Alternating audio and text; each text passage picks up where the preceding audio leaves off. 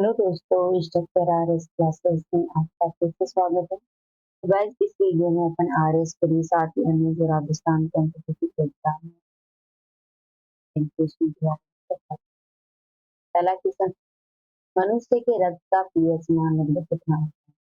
Guys बताइए, मनुष्य का जो ब्लड है उसका पीएच मान कितना होता है? लगभग 7.4 मनुष्य के रक्त का पीएच मान है तो होता है। इसके बारे में अपन विस्तार से चर्चा करें तो रक्त सामान्य रूप से थोड़ा क्षारीय होता है। इसकी पीएच रेंज होती है 7.35 से 7.45 अर्थात 7.4 के करीब शरीर के रक्त का पीएच मान वो होता है। कुछ की पॉइंट्स के बारे में बात करें तो पीएच मान किसी विलेय की अम्लता और क्षारीयता का संख्यात्मक माप होता है। ठीक है, इसे आमतौर पर गाइस 0 से 14 के बीच में मापा जाता है।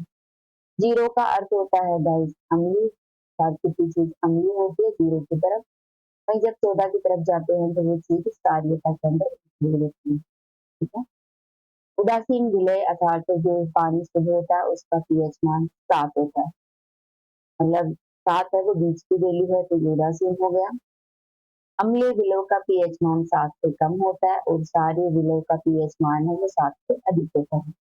ये 0 है, ये 7 है, फिर 14 आ जाता है। ठीक है, इधर की चीजें आएंगी वो अम्लीय होंगी और 14 की तरफ जो जाएंगी वो क्षारीय होंगी।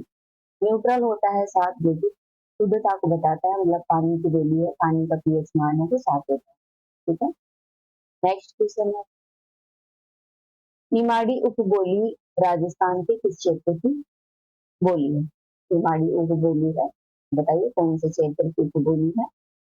वैसे निमाड़ी बोली के बारे में अपन जाने तो निमाड़ी बोली है वो दक्षिणी राजस्थान के जो पहाड़ी क्षेत्र है वहां पर बोले जाने वाली एक महत्वपूर्ण बोली है।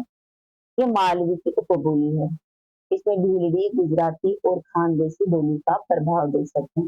लेकिन ऑप्शन में यहाँ पर मालवी नहीं दे रखी तो इसका आंसर होगा हाड़ू। ठीक है, दक्षिण राजस्थान का क्षेत्र हाड़ू की वहीं की इंक्लूड बोली है, मालवी बोली है, दक्षिण राजस्थान की निमाड़ी की बोली है।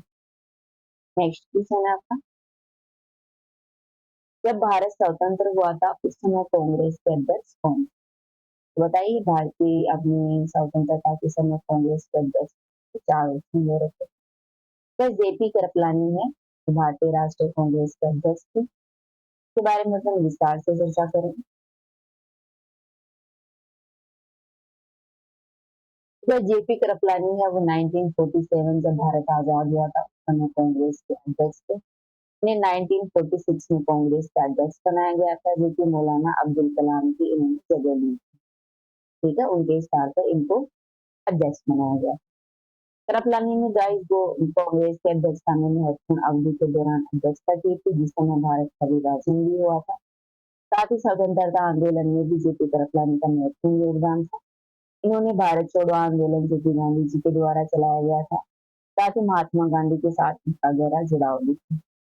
कांग्रेस अध्यक्ष के रूप में गाइस कृपलानी ने स्वतंत्रता के लिए संक्रमण के प्रबंधन और विभाजन के उत्पन्न चुनौतियों का समाधान करने में महत्वपूर्ण भूमिका निभाई। ठीक है, इसके अलावा गाइस कांग्रेस की स्थापना की बात करें तो कांग्रेस की स्थापना है वो 1885 ईस्वी में की गई थी। ठीक है, इसने जनता को जिताने में महत्वपूर्ण कार्य किया, साथ ही देश को आजादी दिलाने में भी महत्वपूर्ण योगदान दिया।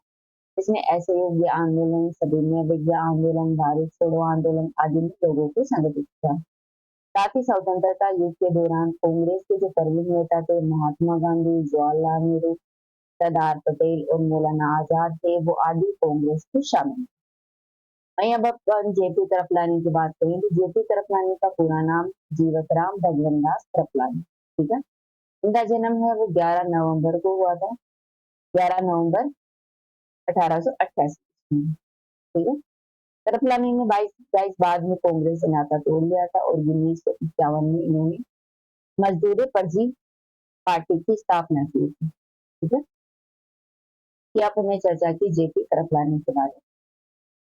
अगला क्वेश्चन है आपका, संविधान सभा के अस्थायी अध्यक्ष कौन? गाइस बताइए, चार ऑप्शन दे रखे हैं, संविधान सभा के अस्थायी अध्यक्ष कौन थे? तो गाइस संविधान सभा के अस्थायी अध्यक्ष थे वो सचिन आनंद सिन्हा थे, स्थायी अध्यक्ष थे वो राजेंद्र प्रसाद। इसके बारे में अपन चर्चा करें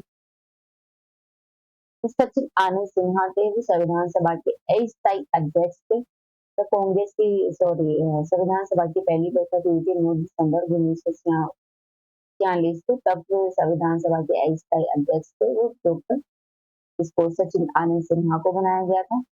इनकी मुख्य भूमिका मुख्य रूप से संविधान सभा के शुरुआती सत्रों की अध्यक्षता करना था और जब तक एक स्थायी अध्यक्ष का चुनाव नहीं हो जाता तब तक उनकी भूमिका रही थी।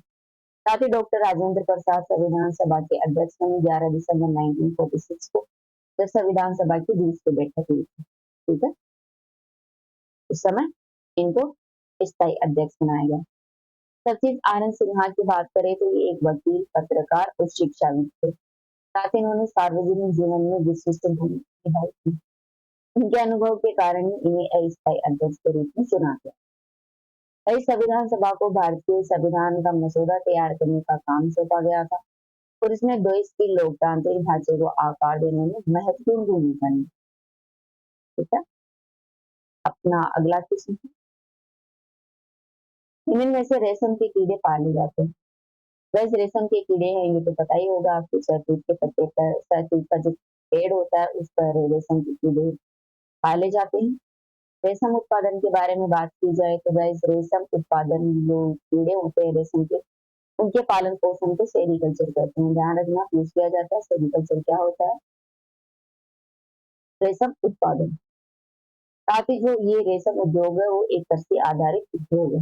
ध्यान रखना, एग्रीकल्चर रिलेटेड ये उद्योग है। इसमें कच्चे रेशम के उत्पादन के लिए रेशम के कीड़ों का पालन पोषण शामिल होता है, जो कि कुछ प्रजातियों के कीड़े हैं उनके द्वारा बुने गए जो कोकून होता है से प्राप्त होने वाला एक धागा होता है।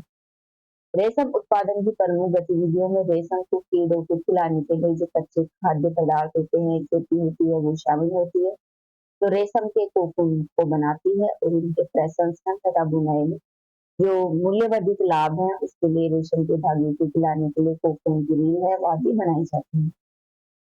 रेशम उत्पादन के उद्देश्य की बात करें तो पालतू रेशम कीट पाले जाते हैं, जैसे कि बॉम्बेक्स मोरी। इसके साथ ही कुछ अन्य फैक्ट के बारे में जाने कि भारतीय रेशम उत्पादन क्या कुछ है।